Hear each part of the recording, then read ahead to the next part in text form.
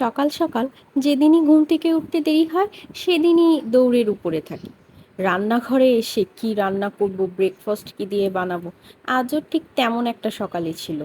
তো এক চুলায় ভাত বসিয়ে দিয়েছি, রাইস কুকারে ভর্তা সিদ্ধর জন্য আলু আর ডিম দিয়েছিলাম। তো তাড়াতাড়ি ভাতও হয়ে গেল, ওদিকে ভর্তার জন্য আলু ডিমও হয়ে গেল, আর সাথে একটু উস্তা ভাজি করে নিয়েছিলাম। তো তারপরে এরকম করে ভর্তা মাখিয়ে ফেললাম। আমার কাজটা অনেক সহজ হয়ে গেল। আমি কিন্তু ভর্তাটা মাখাই হচ্ছে পেঁয়াজ, কাঁচামরিচ এবং শুকনা মরিচ, দুই রকমের মরিচ দিয়েই, আর অবশ্যই সাথে সরিষার তেল দিই।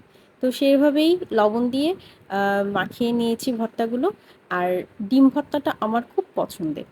ডিম ভর্তার মতন এত পছন্দ আমি মনে হয় আর কোনো ভর্তাই করি না। ওহো, সরি, মিস্টেক হয়ে গেছে। করি, সেটা হচ্ছে চাপা শুটকি ভর্তা। আর তারপরেই আমি ডিম ভর্তা খুব পছন্দ করি। তো এই জন্য আজকে ডিম ভর্তাও করে নিয়েছি। আর আমার জায়ানেরও কিন্তু খুব পছন্দ। তো এভাবেই আজকে সকালের ব্রেকফাস্ট রেডি হয়ে গিয়েছে। আর খুব শান্তিমতো আয়েশ করে বসে খেয়ে নিয়েছি। তো আজকে এই পর্যন্তই। সবাই ভালো থাকবেন, সুস্থ থাকবেন। আল্লাহ হাফেজ। আর অবশ্যই জায়াজ সাহেবেনের সাথে থাকবেন। ধন্যবাদ।